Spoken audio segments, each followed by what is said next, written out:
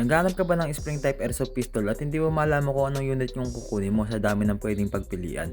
Ito yung munting video natin na para sa inyo para makapili kayo at makatulong ako kahit papano kung ano nga bang spring type airsoft pistol ang gugustuhin nyo. Meron tayong S2D dito at meron ding C.1911A+, meron ding C.15A+, at meron K35DA. At syempre, meron din tayo ditong K1170. O tara, umpisa na natin yung konting detalye tungkol sa mga spring type na yan. Unahin natin itong S2D. Ito nga yung S2D, isa sa pinaka gusto ng karamihan dahil ito yung pinakamalakas dito sa limang spring type na nilatag ko sa inyo. Ito ay gawa sa full metal yung slide, full metal din yung kanyang frame. Pati yung grip niya full metal. Magazine niya full metal din. Tapos ang trigger niya ay plastic. Pati yung internal parts niya ay gawa sa plastic. Ay yung itsura ng loob niya. Kung papansin nyo yung loob niya, bakal na siya. Meron pang palaman na round bar dito sa may kanyang grip para mag-balance yung bigat ng unit na to. Balance sa slide at balance sa lower frame. Ganun siya kabigat. Gawa sa bakal to. Hindi nga lang kapugian yung kanyang forma kung i-compare mo dito sa ibang unit. Pero napaka-solid ng lakas ng S2D. Makikita nyo naman sa mga nakaraang video na ipinost ko. Tapos ang susunod naman natin dito ay ang C.1911A+. Ito yung 1911 design na spring type na merong kasamang silencer. Metal din yung silencer niyan, metal yung kanyang magazine, metal yung kanyang frame, at saka yung kanyang slide ay metal. Tapos meron sa kanyang nakaprint dito sa kanyang slide na ayan kasi nire-replicate niya yung classic 1911. Tapos meron din yung slide lock. Yung slide lock na yan, ang purpose niyan para hindi mo maka sa slide niya. Tapos meron din siyang moving na hammer na itataas baba yung kanyang hammer. Tapos ang kanyang trigger ay gawa din sa plastic, pati ang hammer gawa sa plastic, pati yung internals niya ay gawa sa plastic. Meron na siyang kasamang silencer, hindi katulad ng S2D na walang kasamang silencer.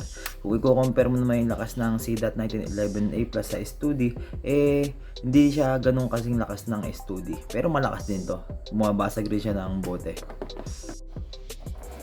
Ito naman yung kasunod na papakita ko sa inyo. Ito naman yung Glock 17 na replica.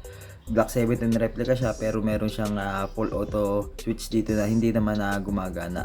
Sa gas blowback airsoft pistol, ang may mga switch dito ay Glock 18. Ang Glock 17 wala. Pero sa spring type meron siyang switch dito na design. Hindi siya gumagana. Itong Glock 17 naman ay gawa din sa bakal to. Bakal din to. Bakal din ang kanyang lower frame. Pati yung grip ay bakal. Na hindi katulad ng tunay na Glock. Sa tunay na firearms, ang Glock ay gawa sa polymer plastic yung kanyang frame na nagsisilbing pampagaan ng unit na Glock 17. At nagiging balance siya pag nilagyan mo na siya ng magazine. Dito sa spring type, bakal siya. Hindi siya gawa sa plastic. Sa gas blowback, plastic din to. Pero dito sa spring type nga bakal. Tapos ito yung tsura niya sa kabilang side. Tapos meron siyang kasamang bakal din na magazine. Mataba yung magazine niya tulad ng tunay na Glock. Pero single stock lang siya. Tapos meron din siyang kasamang silencer out of the box. Yung silencer naman ng Glock 17 replica ay gawa sa plastic. At ito nga yung unit nito, ang tawag dito sa spring type ay C.15A+. Yan. Di naman din siya ganun kalakasan tulad ng ibang unit sa lahat ng spring type. Napansin ko, itong Glock 17 na o yung C.15A+ ang pinakamahina sa lahat ng spring type na pinapakita ko sa inyo ngayon. Itong Glock C.15A+. Pero kalaunan sa katagalan na paggamit mo sa kanya, napapansin mo sa kanya, mas lumalakas siya. Kasi mas nababatak siguro yung spring niya kaya nagiging mas malakas siya. Tapos yung trigger niya ay gawa din sa plastic, pati internal parts niya ay gawa sa plastic. Ganun yung internals ng spring type na to. Sa loob din ito, meron din siyang palaman na round bar na nagsisilbing dagdag bigat niya. Pagka nilagyan mo siya ng magazine, balance na rin yung bigat niya. Susunod naman na ipapakita ko sa inyo ay itong K35DA. Isa sa pinakapaborito natang spring type ng K35DA. Ganito din yung personal unit ko at yung kadalasan na pinapapatay ko sa mga buwit o yung maliliit na daga. Yung K35DA naman ay gawa din sa bakal yung magazine niya pati yung silencer. Out of the box may kasama rin siyang silencer. Tapos ito nga mismo yung unit, meron siyang railings nito na pwedeng malagyan ng iba't ibang accessories, laser o flashlight. Tapos meron din siyang nakaprint dito na Colt o government model. Tapos ang nire-replicate naman ng K35DA na to ay ang mga 2011 model o yung mga latest model ng mga 1911 na meron siyang high capacity. Pero ito sa spring type, hindi siya high capacity. Single stock lang din yung magazine niya. Kahit ang nire-replicate niya ay yung mga high capa o yung mga high capacity pistol na 2011. Pero base pa rin ang 2011 sa 1911 model. Tapos meron din siya ditong slide stop. Ayan. Di mo siya makakasa kapag ka nakaangat to. Pero sa gas blowback, ang purpose na nito ay slide safety o yung thumb safety na sinasabi.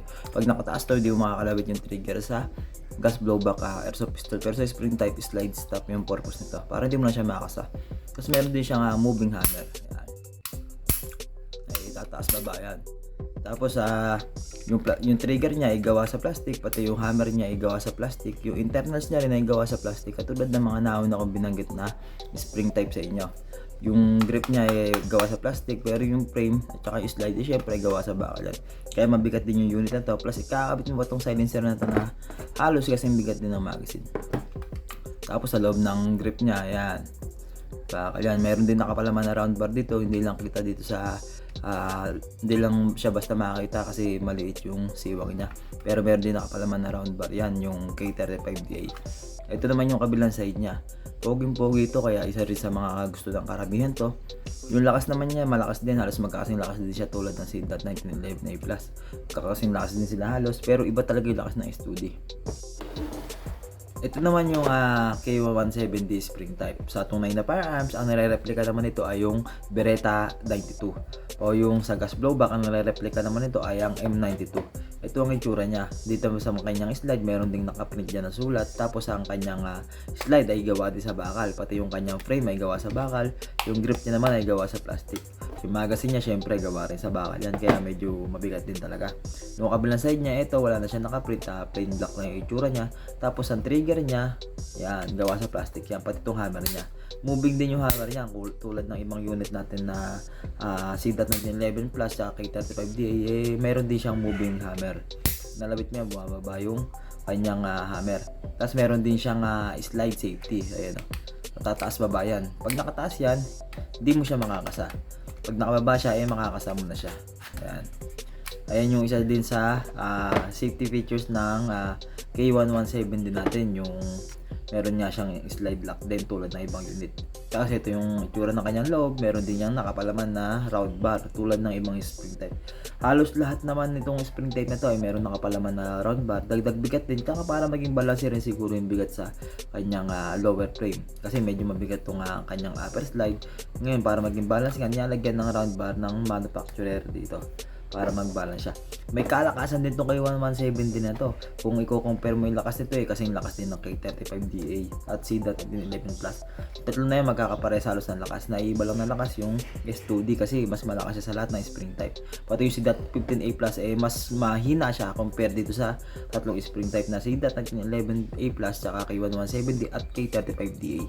Ito rin yung isa sa pinaka gusto ng karamihan, yung K117 kasi napakaganda nga ng itsura niya, napakaangas ng forma at napaka-powerful din naman kahit na spring type lang siya.